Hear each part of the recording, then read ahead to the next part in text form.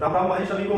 आज हम देखेंगे प्रतिशत का सवाल जो क्या कहता है कि कीमत बढ़ा दी जाए तो हम क्या किए, इतना सामान कम खरीदना है। ऐसी बात, यानी कीमत और खपत वाला सवाल क्या कह रहा है कि चीनी की कीमत में 20% की जो है कमी हो जाती है तो एक व्यक्ति 36 रुपए में 500 ग्राम चीनी अधिक खरीद सकता है। तो प्रति किलोग्राम चीनी की आरंभिक कीमत क्या थी, तो हमको क्या बतानी है, चीनी की शुरुआती कीमत बतानी है। तो इसको सवाल को बताने से पहले हम एक चीज देखेंगे क्या कि 20% की कमी हो रही है तो 20% का मान कितना होता है। अगर 20% का मान निकालेंगे हम तो जो होता है 1/5 होता है। 20% का मान 1/5 होता है।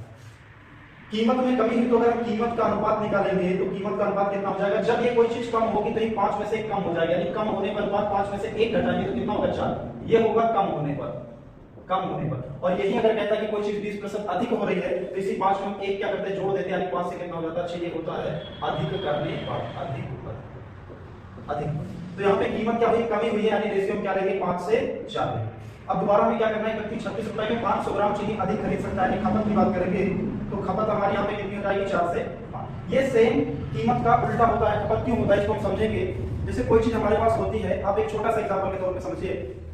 जैसे आप कहीं पे मार्केट जाते हो अपने दोस्तों के साथ, लाइब्रेरी निकल के गए, कोचिंग से निकल के, आप मान लीजिए समोसा खाने जाते हो तो क्या होता है, आपके पास मान लीजिए 10 रुपए है।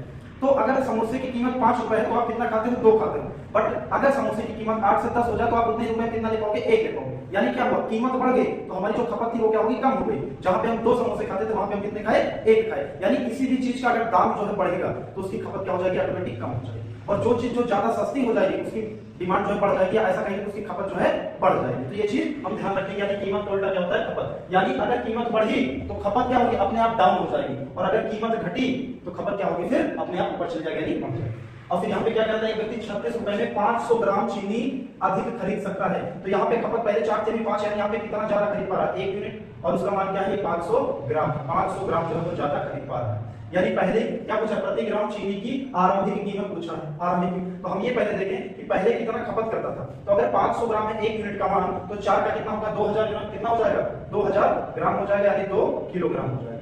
यानी पहले कितना खरीदता था, 2 किलो, लेकिन रुपए का लेता था 36 रुपए देता था। अगर पहले की कीमत निकालनी है तो क्या करता था, 36 रुपए में कितना खरीदता था, 2 किलो। तो 1 किलो का दाम कितना आ जाएगा, 1 किलो का दाम आ जाएगा 18 रुपए। तो ऐसे इन सवालों को हम करेंगे। अगर हमसे क्या पूछता, हमसे पूछता बाद की घटी हुई कीमत, तो हम इसका मान निकाल लेते, कितना हो जाता है, 2.5 किलो हो जाता। तो 2.5 किलो क्या होता है, 2.5 किलो खरीद लेते कितने में, 36 में। तो हम 4 का मान निकाल देते, हमारी क्या आ जाती, घटी हुई कीमत आ जाती। तो ये वाला सेकंड वाला सवाल आपके लिए है, इसको आप इसी कांसेप्ट पे क्या करेंगे, ट्राई करेंगे। चलिए फिर मिलते हैं हम एक अगले तरीके के साथ, तब तक के लिए नमस्कार।